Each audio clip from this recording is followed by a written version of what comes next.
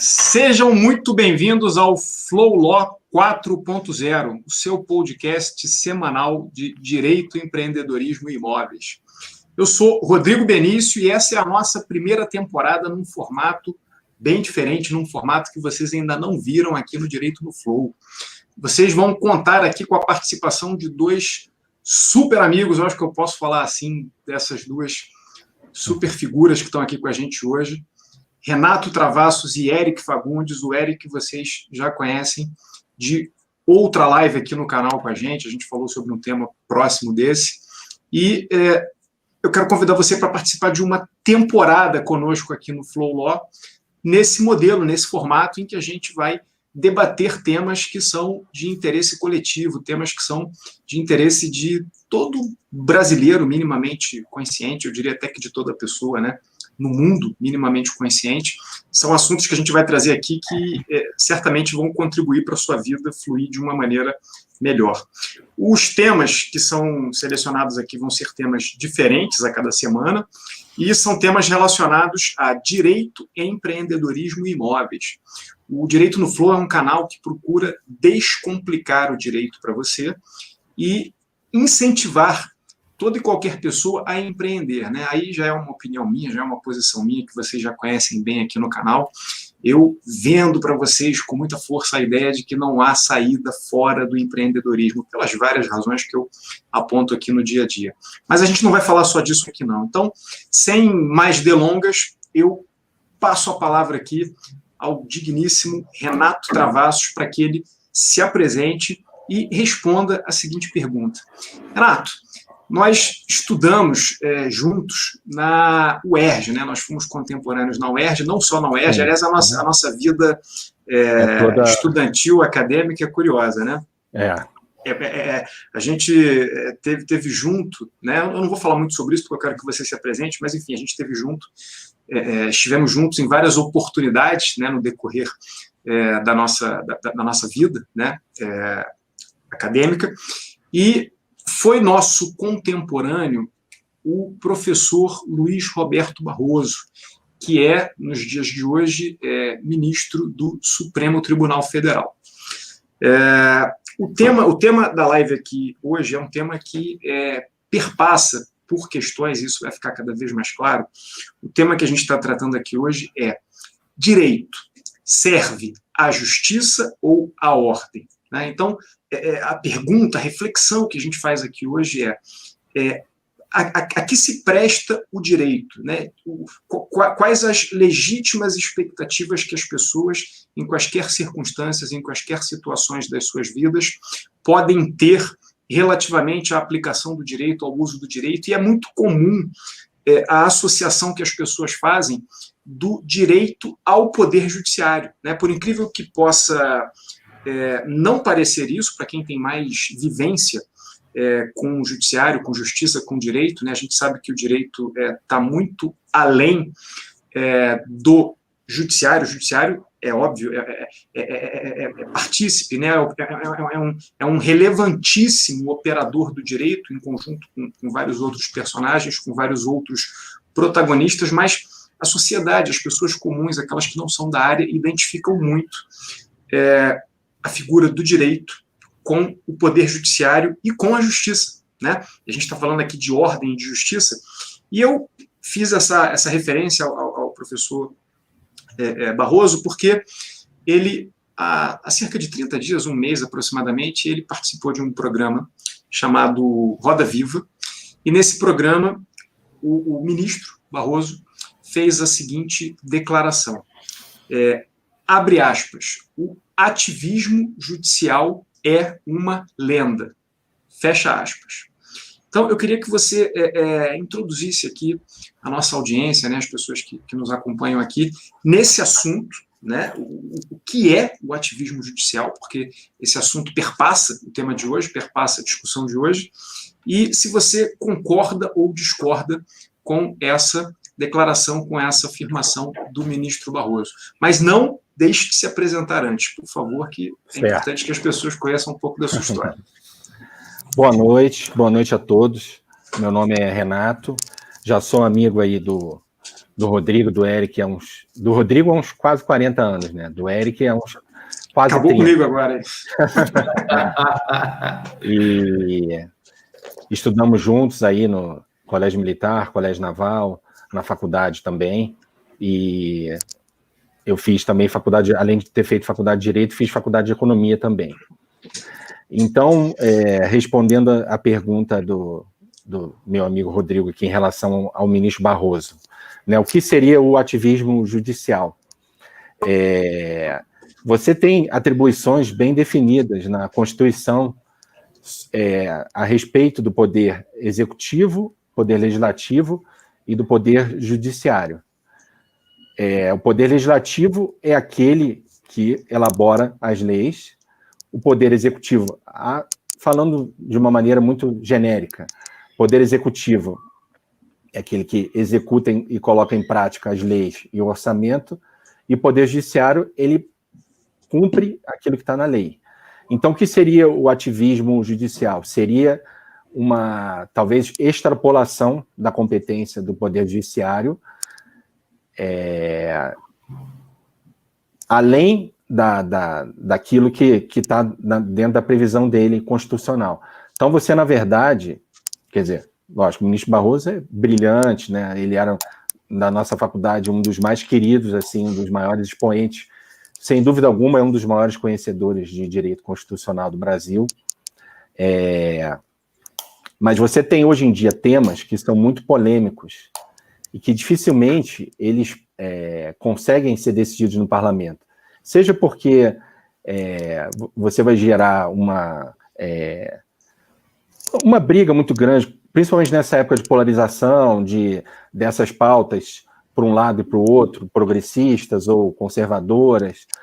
Então, acaba que o legislativo ele não tem a mesma velocidade de julgamento do que o poder judiciário.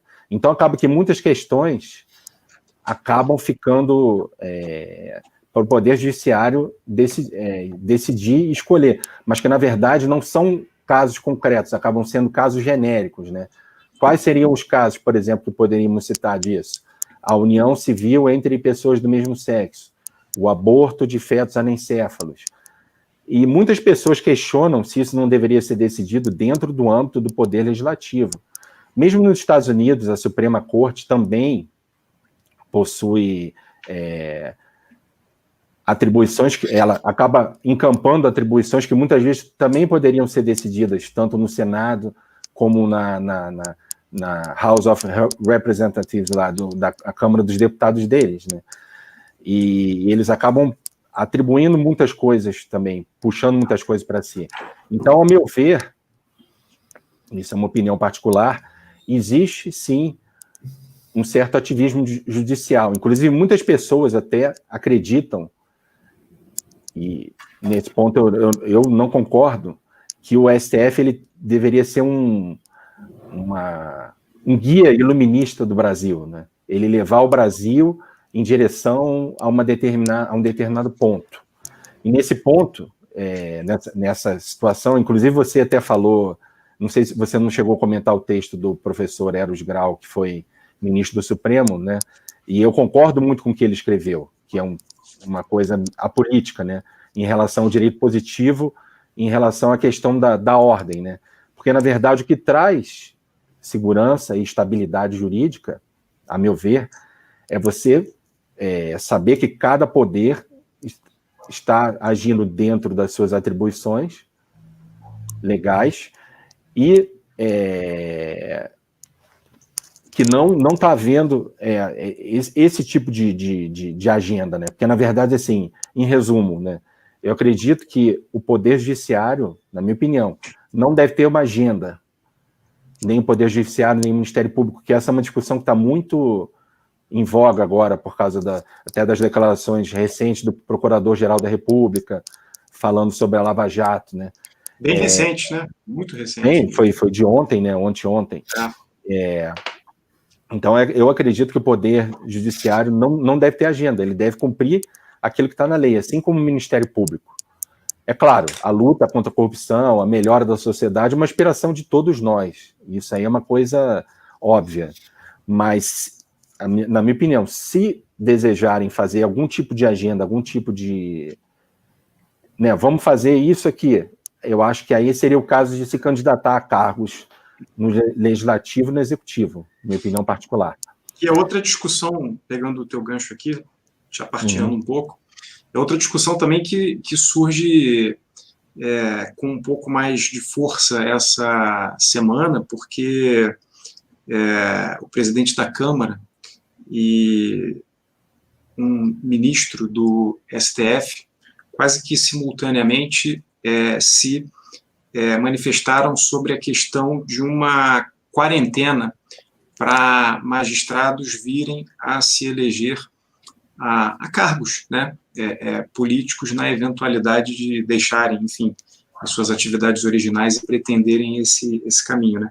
Então, esse debate também está aí na sociedade e perpassa, né, um pouco muito, enfim, depende aí do ponto de vista, por essa questão do ativismo judicial, coincidentemente, porque, né, a medida, indiscutivelmente, né, eu acho que isso está fora de discussão, visa aí o ex-ministro, né, e ex-juiz Sérgio Moro, né?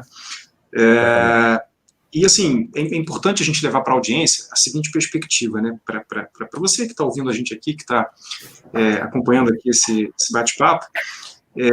O Brasil está num momento muito rico, né? Eu prefiro tratar dessa forma, prefiro olhar dessa forma, ao invés de entender como um momento complicado, delicado, enfim. Eu acho que a gente deve conturbado, a gente deve olhar para a diversidade e enxergar riqueza, né? E desses embates de ideias, de perspectivas, de opiniões, nós construirmos soluções viáveis, se não para todos, para a maioria, enfim, ou pelo menos aquelas que nos levem aos melhores destinos ou aos destinos mais interessantes, vamos colocar dessa forma, né? A política entre outras definições que ela tem, né, é a arte do viável, né? Então, essa discussão, esse debate, aí eu vou te devolver a palavra, Renato, ela perpassa pelo seguinte, gente, o Poder Judiciário, pelo menos visto pela minha perspectiva de advogado, de empreendedor e de cidadão, ele é a última fronteira da sociedade, ou pelo menos deveria ser a última fronteira da sociedade, né? E é claro, só não é a última fronteira porque a última fronteira no limite mesmo é a do monopólio da força, né, que é do próprio Estado, mas aí eu já estou falando da força mesmo, forças policiais, força bruta, força física. Então, assim, se uma decisão judicial não for suficiente pela sua autoridade, o próprio Poder Judiciário, ali por meio do Estado juiz, pode mobilizar a força policial ou outra qualquer que seja para fazer, né, cumprir ali as suas decisões, as suas determinações.